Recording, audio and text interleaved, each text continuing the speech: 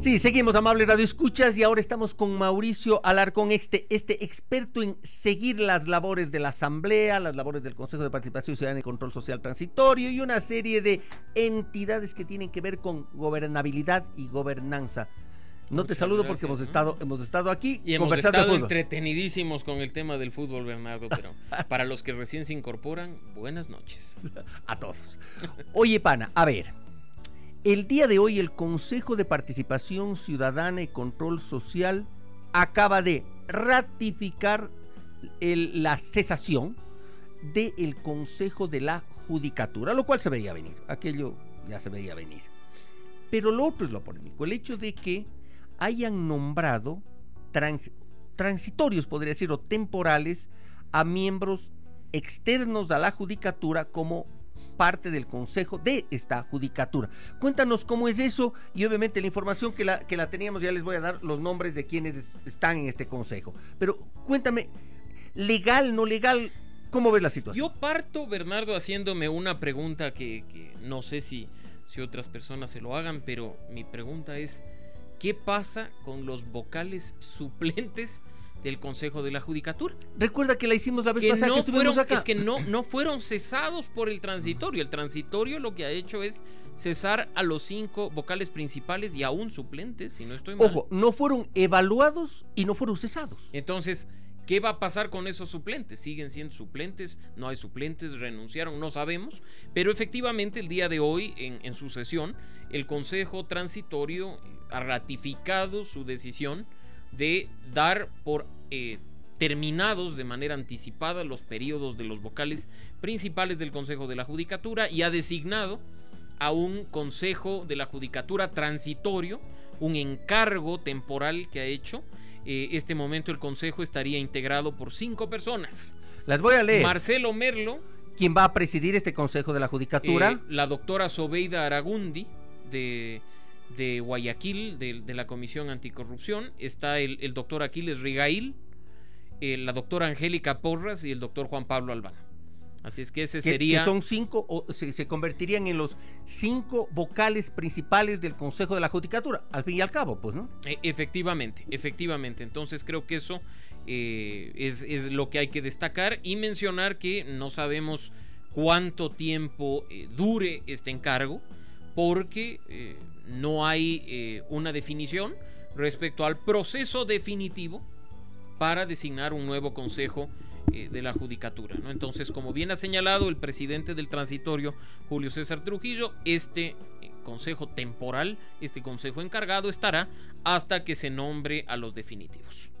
En este caso, Mauricio Alarcón, ¿cómo se procederá? Porque claro, son externos, si bien son abogados, sin embargo son externos y el Consejo de la Judicatura es un organismo técnico, debería ser un organismo técnico administrativo que se encarga obviamente de la parte administrativa, aunque obviamente los anteriores, los ya cesados, los ya ex vocales del Consejo de la Judicatura creyeron que eran todavía más, pues que eran los que tenían que impartir justicia. Ellos impartían la justicia más que los jueces jueces y fiscales, ¿no? Pero deberían ser técnicos. ¿Qué opinas tú?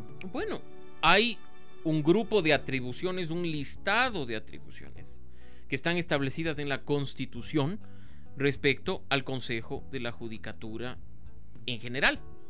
Y básicamente se giran en torno a ser un ente administrativo de la justicia. Por supuesto, mucho se dice que tiene a su cargo el tema de la sanción de los jueces, sanción de los funcionarios judiciales, atribución de la que además el Consejo anterior hizo abuso, aplicando de manera muy subjetiva esta figura muy cuestionada incluso internacionalmente, del error inexcusable, ¿no?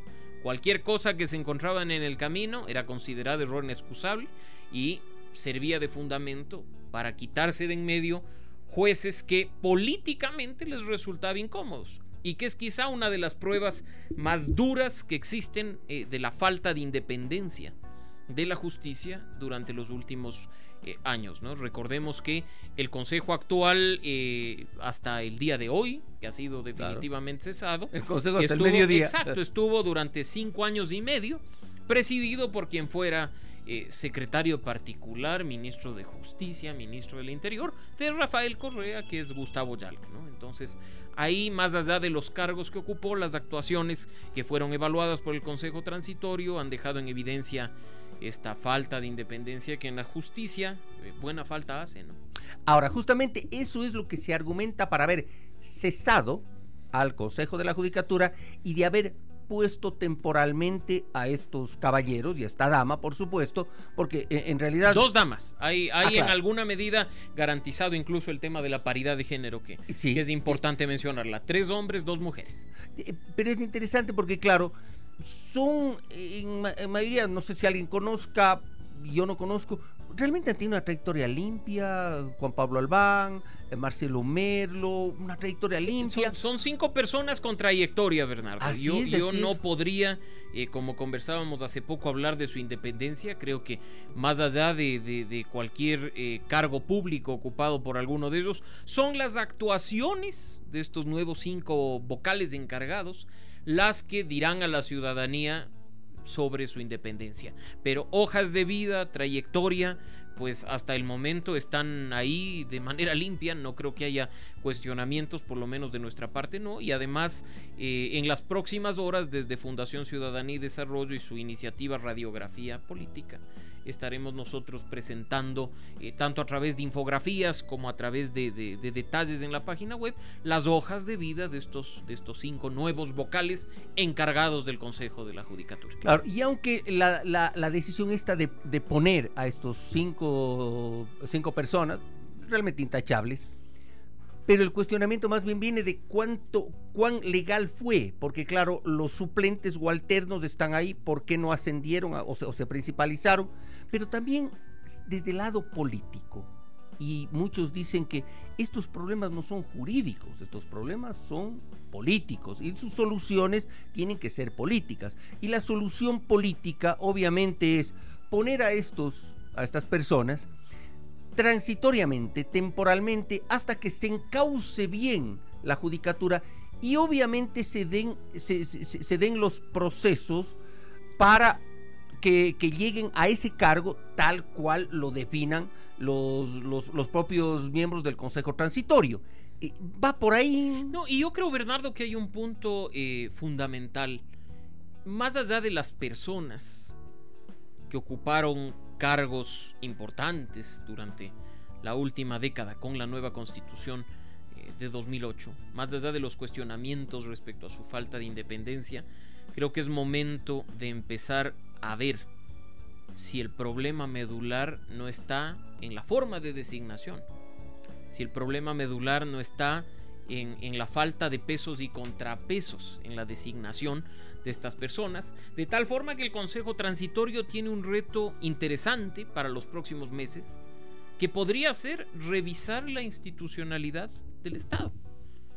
Hay un mandato, y esto es importante, o sea, nadie está diciendo que el Consejo Transitorio va a aprobar reformas a la Constitución o aprobar reformas a las leyes, pero como parte de la función de transparencia y control social por un lado, y en función de un mandato, que eso sí estaba especificado en el anexo 3 del pasado 4 de febrero, pues podría plantearse algún tipo de reforma institucional con el objetivo de garantizar plenamente la independencia, porque más allá de las personas y de sus actos, quizá la forma más acertada de garantizar independencia es creando un sistema adecuado de pesos y contrapesos, que como sabemos y por desgracia durante los últimos 10 años no hubo. Entonces hay que echarle ojo a eso y no olvidar que incluso ese es un rol que nos corresponde a los ciudadanos, que hemos estado preocupados de lo que ocurrió con la independencia de las funciones del Estado y la independencia de las autoridades de control durante el último tiempo, y pues por ahí existe la iniciativa ciudadana normativa, por ahí incluso cabe la posibilidad, como lo han hecho hace pocos días unos legisladores encabezados por Fabricio Villamar, de plantear propuestas de enmiendas constitucionales, pues revisar bien y ver si no es necesario, insisto, empezar a discutir respecto de la institucionalidad del país con miras a construir y fortalecer el Estado de Derecho. Porque la discusión sobre la legalidad versus la legitimidad, sobre lo jurídico versus lo político, en este momento ya ha sido zanjado con la primera decisión, que es del cese de la judicatura. Quedarnos en este momento en la discusión de si podían o no podían cesar a la judicatura ya la decisión está tomada. Entonces valía la pena conocer los argumentos, que por era importante. Supuesto, y tener muy claro que ese debate enriquece la participación ciudadana y enriquece la democracia, y es parte del tema. Pero ahora, en esta etapa, que digamos es la segunda etapa del Consejo Transitorio, hay que empezar a arrimar el hombro para quizá las dos funciones más importantes, porque insisto, más allá de cambiar de autoridades, hay dos funciones vitales en esta época que terminará en mayo del próximo año, que es la revisión de las denuncias de casos de corrupción que están en manos del Consejo Transitorio y que son además casos que nos espantan a los ciudadanos, y la otra precisamente plantear reformas respecto a la institucionalidad del país. Ahora, como tiene el mandato, el Consejo de Participación Ciudadana Transitorio está evaluando a las autoridades que fueron justamente designadas por ese consejo, no por esas personas, por ese consejo, institución. La próxima semana se anuncia que van a ser ya evaluados el Consejo Nacional Electoral, superintendente de bancos, se anuncia que también el superintendente de... ¿Qué es lo que es el ordenamiento Cordero? Territorial. Bueno, una instancia que se creó quizá para darle una oportunidad laboral a un personaje del Cordero. Exacto, y ya se va. Pero se anuncia como que se ve venir también la cesación de funciones en el Consejo Nacional Electoral. Bueno, ya habrá que ver los descargos que presenta la autoridad electoral respecto a los parámetros que estableció el Consejo Transitorio, y en este caso pues se tomará una decisión. Muchos dicen que es básico porque tienen obviamente el Consejo Nacional Electoral esa importantísima función de organizar las elecciones de marzo de 2019. Exacto, y hay un proceso dentro de pocos meses, así es que veamos qué es lo que pasa, pero lo importante es no perder de vista que la voluntad de la ciudadanía, por supuesto, es trabajar por la independencia de esas autoridades de control. Oye, Mauricio, al respecto de el envío de una terna para superintendente de comunicaciones de parte del Ejecutivo, cuando el Consejo Transitorio ni siquiera tenía el mandato para decir... Bueno, hoy lo aprobó. Lo aprobó, exacto. Así es. Un poco fue la vaina antes que el machete, pero bueno, ya este rato las cosas están dadas. La sorpresa fue que cuando se anuncia la terna, claro, quienes andamos siguiendo estos temas, se nos viene a la mente y dice, a ver, terna para superintendente de comunicaciones, ¿cuándo se anunció que se iba a eliminar dentro de la próxima ley? Sí, pero en estricto sentido, Bernardo, la ley sigue en vigencia. Está vigente, tienes toda la razón. Y teniendo el panorama legislativo, no sabemos cuánto tiempo dure esta discusión respecto de las reformas a la Ley Orgánica de Comunicación. Y si es que la eliminación de la superintendencia se va a dar o no en la Asamblea. No se elimine definitivamente esa superintendencia, hay un superintendente. Podemos discutir respecto a si es necesario poner uno, considerando que sus funciones están establecidas en la ley vigente. Y además anunciando que será muy temporal, ¿no? Muy corto. Sí, o sea, y ahí hay un mensaje claro. Sin embargo, insisto, creo que hay que destacar, como lo he hecho durante estos días, que de manera responsable el Ejecutivo ha presentado una terna, yo diría bastante sólida en cuanto a conocimientos, aclarando que es una terna de abogados, porque quieren además que se haga una revisión de lo que ha pasado en la superintendencia, que se zanjen algunos procesos, y no perder de vista también, Bernardo, que si la Asamblea aprueba definitivamente, por lo menos tal cual está, la transitoria planteada en el proyecto reformatorio del Ejecutivo, no es que la superintendencia desaparece de inmediato. No, pues. Sino que se establece un plazo de 180 días para su liquidación. A partir de que se apruebe. Entonces estamos hablando que si a fin de año, es decir, dentro de 6 meses, estoy poniendo un plazo hipotético, se aprueban las reformas de la Ley Orgánica de Comunicación, tendrían 6 meses más en funciones del superintendente. Así es que esa temporalidad podría ser de aproximadamente un año. ¿Sabes qué me gustó mucho, y lo digo públicamente? el anuncio de que sí se va a poner terna para superintendente y que el superintendente, por pedido expreso del presidente de la República, una de sus funciones más importantes va a ser el mirar, chequear si se cometieron irregularidades jurídicas. Yo creo que eso es una advertencia muy clara. Autoridades que se creen prepotentes, súper poderosas, que se creen que pueden hacer todo por sobre la ley, sepan que alguien les va a chequear ahí, alguien va a luego de que venga les va a controlar, y no solo la Contraloría, porque la Contraloría lo estará haciendo, pero la Contraloría tiene ciertas limitaciones. En este caso es una persona que va a sentarse ahí a chequear, a ver, vengan, a ver qué es lo que hizo este señor Ochoa. Capaz que ahí nos enteramos quién falsificó la ley orgánica de comunicación. Claro, que ¿no? El señor Ochoa dijo que no, pues que él no había sido. Así es que hay que estar muy atentos. Oye, veamos qué es lo que pasa. Oye, ¿cómo está el caso ese, entre paréntesis? Bueno, veamos qué pasa, ¿no?, en la fiscalía, porque en la fiscalía no se ha recibido notificación alguna. Hubo intentos por archivar el proceso, pero el proceso sigue abierto hasta lo que nosotros sabemos. Así es que claro, y es un caso grave. Valga la oportunidad, aprovechando que la fiscalía en este momento tiene un fiscal encargado por el Consejo Transitorio que está actuando hasta el momento por lo menos de manera independiente, para recordarle que ahí hay un proceso que creo que lo guardaron en algún cajón por razones políticas los fiscales anteriores, ¿no? El Ejecutivo supuestamente envió una terna para Procurador General del Estado. No hay oficial. No hay ninguna terna oficial para el tema de la Procuraduría. Exacto. Sin embargo, Bernardo, y esto es importante, ya fue solicitada la terna por parte del Consejo Transitorio, tanto para procurador como para un par de superintendentes. Y claro, se decía que era una terna que estaba encabezada por Enrique Herrería Bonet, por María Paula Romo y por un doctor Nelson López. Sí.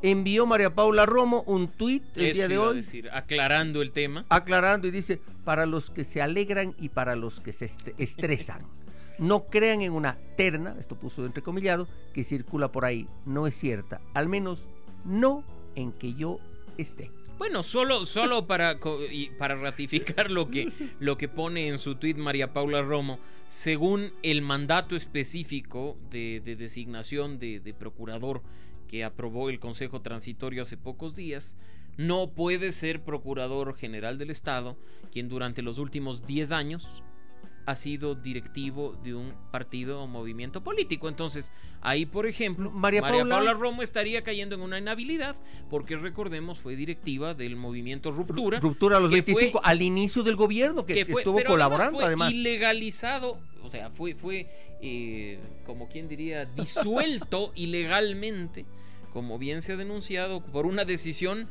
sin fundamento del Consejo Nacional Electoral. Entonces, sí, ahí por ejemplo hay cosas para ratificar, como dice María Paula, no solo que la terna no es cierta, sino que es importante en esta época en la que se están haciendo designaciones temporales, en la que hay una gran responsabilidad en el Ejecutivo respecto al envío de ternas al Consejo Transitorio, no caer en esa difusión de rumores y de nombres del envío de listas, porque en realidad genera ruido y yo creo que hay que enfocarse mucho en garantizar esta vez que los mejores ocupen esos cargos, y como digo, que no nos quedemos ahí, sino que como ciudadanos responsables estemos vigilantes de sus acciones, que son las que efectivamente evidenciarán la independencia de las autoridades. Cargos vigentes de este momento: la Procuraduría del Estado, bueno, la Contraloría General del Estado, aunque fue titularizado Pablo Celi. Está claro, encargada, sí. Hay un Contralor subrogante, hay un Procurador subrogante, hay superintendentes encargados. Entonces yo creo que es momento, dado que el tiempo apremia y el mandato le otorgó al Consejo Transitorio 6 meses para este proceso de evaluación, cese y designación de autoridades, es momento de empezar a abrir ya los procesos, los concursos, los temas de impugnación ciudadana cuando se envíen las ternas, de tal forma que podamos dentro de poco contar ya con procesos para designación de esas autoridades. Claro, todavía no hay ninguna autoridad nueva, formalmente designada por el Consejo Efectivamente. Transitorio, que tiene que hacerlo. Además, creo que sería tal vez la próxima semana con el envío de las ternas, ¿no? Que el Consejo Transitorio le pidió al presidente de la República para procurador, para Creo que era superintendente de control del poder del el mercado, mercado sí. y superintendente de bancos. No, todavía no de bancos, pero sí de economía popular y De solidaria. economía, perdón. Sí, Claro, efectivamente. el superintendente de Son dos bancos también va superintendentes y un a pasar a procurador. ser evaluada sus funciones, Efectivamente. el señor Cruz, que también será la próxima semana conjuntamente con el Consejo Nacional Electoral. Pero creo que vamos realmente volviendo a la institucionalidad en el Ecuador. ¿Qué opinas, Mauricio? Esperemos, como digo, que eso efectivamente pase. Que ya superemos el tema de los nombres, de las designaciones temporales y definitivas y entremos a la reinstitucionalización. Porque hay que atacar el problema medular, que si bien en la superficie fueron las personas, también fueron las leyes, también fueron las normas constitucionales para la designación de estas autoridades. Entonces es momento de empezar a pensar en un cambio futuro y profundo que garantice efectivamente autoridades independientes y funciones transparentes. No puedo dejar de tocar el tema de lo ocurrido hoy en la Asamblea Nacional, más que el hecho, el objetivo. El hecho es que una jueza, Daniela Camacho, pidió a la Asamblea que le autoricen el vincular, o que de la autorización para vincular ante el pedido del fiscal ante el general pedido fiscal, encargado. Eso exactamente. es importante. Se puede vincular penalmente a Rafael Correa Delgado, en este caso por secuestro del activista político Fernando Balda. El día de hoy la Asamblea ha dicho: señora, no hay nada que decir, usted tiene toda la potestad de hacerlo, se acabó, con lo cual puede ser vinculado. Vamos al caso. Si es vinculado, tú eres abogado, ¿cuál es la situación? ¿Cómo es? ¿Tiene algún privilegio por haber sido exmandatario? El fuero. Nada más, que es fuero de Corte Nacional. Ningún otro.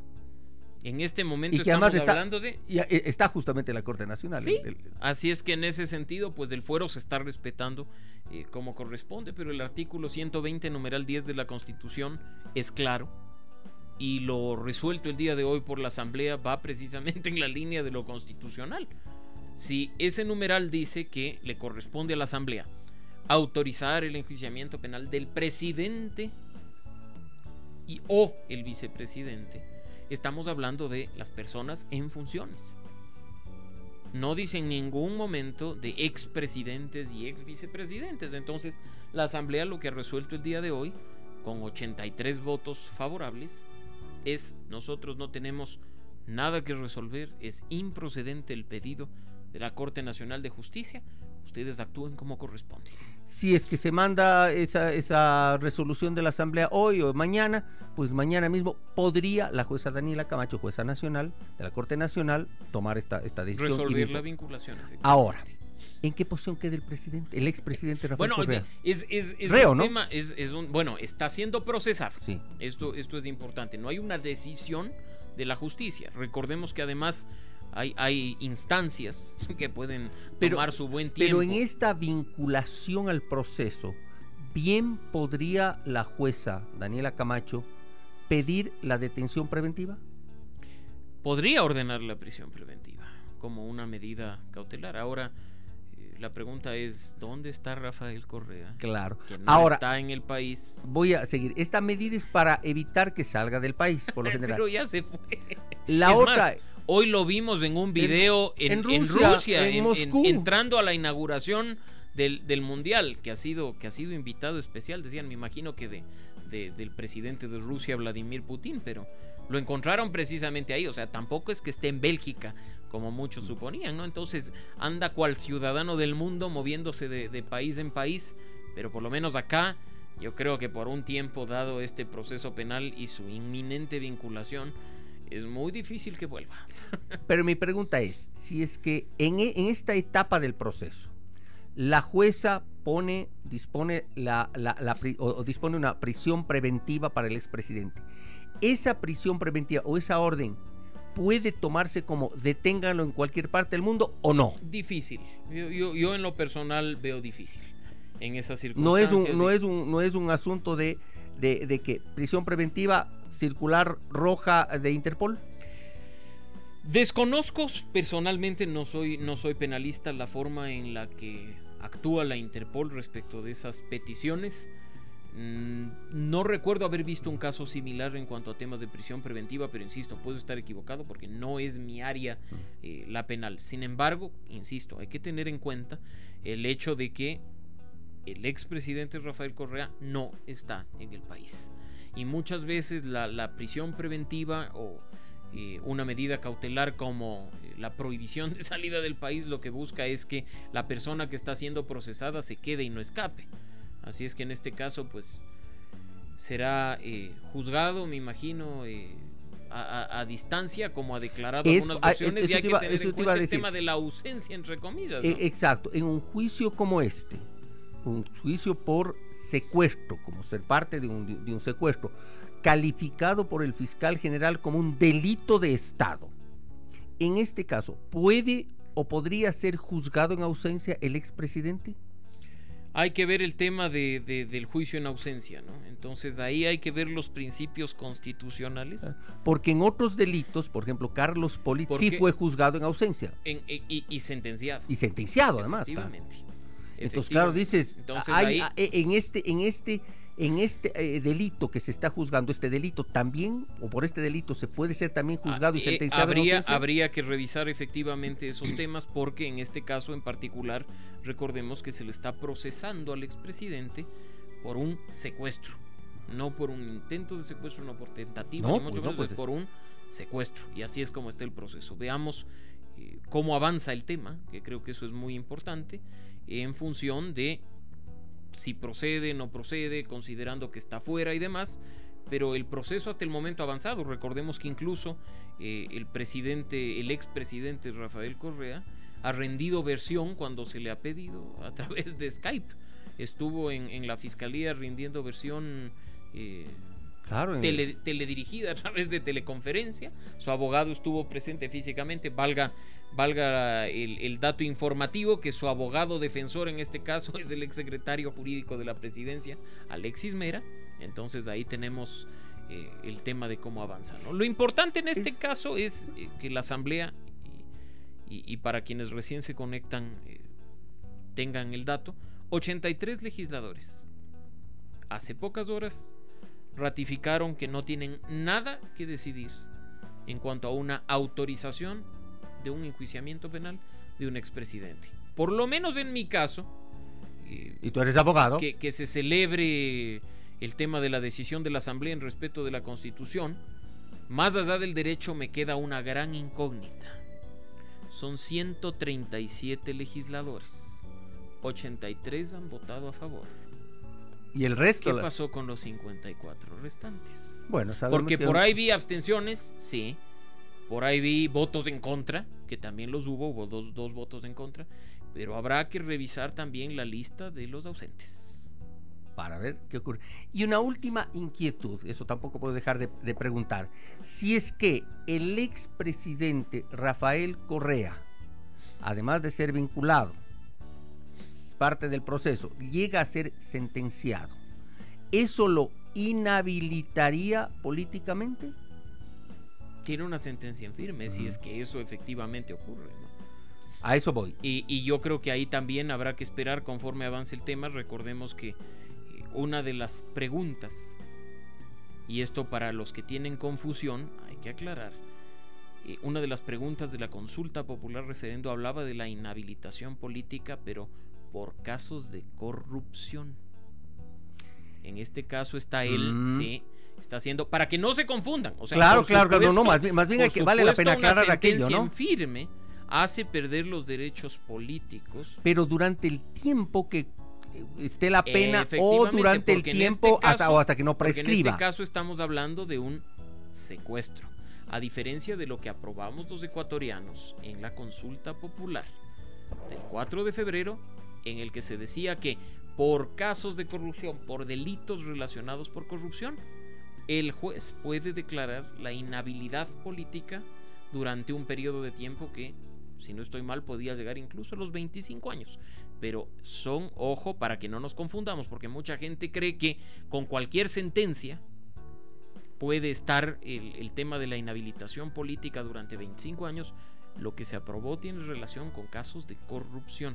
En este caso, Rafael Correa estaría siendo vinculado, porque además todavía formalmente no está vinculado por un caso de secuestro, es decir, un delito común. Y este delito común sí prescribiría, podríamos decir, si es que no se presenta, es juzgado, creo que tiene unos años para que prescriba aquello, porque es efectivamente, en función además de la pena que se le aplique, si se le llegara a aplicar, porque también es importante ante tanta celebración de mucha gente, decir que este proceso apenas está empezando. Claro, recién está en la etapa de veamos si la justicia actúa con los tiempos que manda la norma. ¿Investigación o instrucción? ¿En qué punto está? Bueno, en este caso ya hay un tema de instrucción fiscal. Instrucción fiscal, entonces creo que me parece que efectivamente se está pidiendo la vinculación. Me parece que son todavía 45 días más de investigación.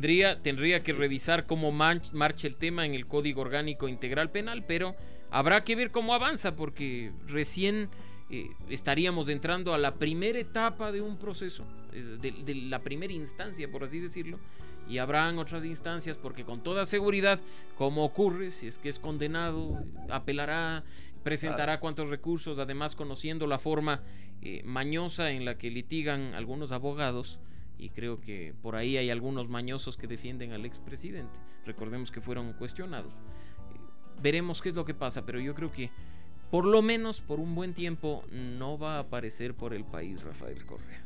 Muchísimas gracias, Mauricio Alarcón, siempre interesantes, siempre importantes tus opiniones.